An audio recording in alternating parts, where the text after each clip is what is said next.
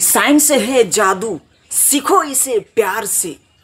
कि साइंस है जादू, सीखो इसे प्यार से। जिंदगी बदल जाएगा आपके मेहनत और विचार से। तो आप सभी का बहुत बहुत धन्यवाद, इसीलिए कि आप लोगों ने बहुत सारे प्यार दिया है। इस तरीके की प्यार देता रहे ताकि हमको ऊर्जा मिलता रहे। तो आज हम लोग इस वीडियो में दांत के बारे में पढ़ेंगे। यानी दांत कितने प्रकार का होता है, तो दांत 4 प्रकार का होता है। अगर आप इससे पहले वाला वीडियो को नहीं देखे हैं तो इस वीडियो के बाद उस वीडियो को देख लीजिएगा, ताकि आपको बहुत ही अच्छी तरीके से दांत के बारे में समझ में आ जाए। ठीक है ना। तो दांत कितना प्रकार का होता है, तो दांत होता है 4 प्रकार का। सबसे पहले क्या होता है, तो सबसे पहले होता है इंसिजर। क्या होता है? इंसिजर। देखिए, ये जो हमारे जो ऊपर वाला ये जो 4 दांत दिखाई दे रहा है ना, यानी सामने वाला जो 4 दांत है, इन्हें कहता है इंसिजर। ठीक है ना। सिर्फ एक भाग पढ़ लीजिए, दोनों तरफ समझ में आ जाएगा, यानी नीचे ऊपर। तो ऊपर अगर 4 है तो नीचे भी कितना होगा? 4 होगा। तो सामने वाला जो ऊपर का 4 दांत जो दिखाई दे रहा है ना, इन्हें ही कहलाता है इंसिजर। अब इंसिजर को यहाँ पे समझ लेते हैं। देखिए, ये जो 4 दांत सामने वाला दिखाई दे रहा है, तो इन्हें कहलाता है इंसिजर। अब इंसिजर क्या करता है, तो देखिए, यह भोजन को काटता है। इंसिजर का काम क्या होता है, तो इंसिजर का काम होता है भोजन को काटता है। ठीक है ना। अब इसकी संख्या कुल कितना होता है, तो इसकी संख्या होता है, देखिए, ऊपर 4 नीचे 4। तो 4 से 2 में गुना कर दीजिए तो कितना हो जाएगा? 8 हो जाएगा। तो इंसिजर का संख्या कितना हो गया? 8 हो गया। ये जस्ट नाक के नीचे पाया जाता है। ये जो नाक जो है ना, इसके नीचे पाया जाता है, इसीलिए इसे कहता है नोज टीथ। क्या कहते हैं? Nose teeth. तो पहले वाला समझ में आ गया कि इंसिजर किसे कहते हैं। तो सामने वाला 4 दांत जो होता है, तो उन्हें ही क्या कहलाता है? इंसिजर कहलाता है। इसका काम क्या है, तो इसका काम है भोजन को काटना। ठीक है ना। अब उसके बाद आ जाते हैं केनाइन।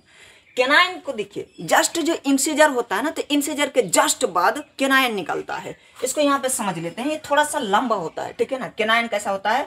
लंबा होता है। और केनाइन जो है ना, ये मांसाहारी जीवों में पाया जाता है, क्योंकि लंबा होता है। जैसे मानव में तो नहीं पाया जाता है, लेकिन शेर में, कुत्ता में, ये सब में ना, ये वाला दांत जो होता है ना, तो वो लंबा होता है। अब देखिए, इसके कार्य समझ लेते हैं कि ये क्या काम करता है। तो ये मांसाहारी जीव में लंबा होता है, और यह जो होता है ना, तो ये भोजन को फाड़ता है। यानी भोजन को चीरने और फाड़ने का कार्य किसका होता है, तो वो होता है केनाइन का। किसका होता है? केनाइन का। अब जो केनाइन जो होता है ना, तो ये जस्ट आंख के नीचे पाए, यानी आंख के सामने पाए जाते हैं। ठीक है ना। तो आंख के सामने पाए जाते हैं, इसीलिए इसे हम लोग क्या कहते हैं, तो आइस टीथ भी कहते हैं। अब इसकी संख्या कितना है? ऊपर अगर 2 होगा, ऊपर कितना होगा? 2। तो नीचे भी कितना होगा? 2 ही होगा। तो 2 से जब 2 का गुना कीजिएगा तो कितना हो जाएगा? 4। ठीक है ना। तो केनाइन का संख्या कितना हो गया? 4। केनाइन भोजन को क्या करता है? फाड़ता है। अब उसके बाद हम लोग समझ जाते हैं किसको? 3 नंबर प्रीमोलर को। अब देखिए, यहाँ पे जो है, यानी इंसिजर, इंसिजर के बाद क्या निकला है, तो केनाइन। केनाइन के बाद क्या निकलता है, तो प्रीमोलर। अब प्रीमोलर देखिए, यहाँ पे जो रेड कलर से आपको दिखाई दे रहा है, इन्हें कहता है प्रीमोलर। अब प्रीमोलर का संख्या ऊपर में ही 4 होता है। तो ऊपर में अगर 4 होगा तो नीचे भी 4 होगा, यानी इसकी जो कुल संख्या है तो ये 8 है। अब मेन पॉइंट ये उठता है यहाँ पे कि प्रीमोलर जो होता है, तो ये बच्चों में नहीं पाया जाता है। आप थोड़ा सा गौर करके देखिएगा, इंसिजर पाया जाएगा, केनाइन पाया जाएगा, लेकिन उसके बाद यहाँ पे दांत बच्चों में नहीं निकलता है। वो जाके मोलर वाला निकलता है, लेकिन प्रीमोलर नहीं निकलता है। ठीक है ना। तो बच्चों में प्रीमोलर नहीं पाया जाता है। अब आते हैं, इसका कार्य समझते हैं कि ये क्या करता है। देखो, ये भोजन को चबाता है।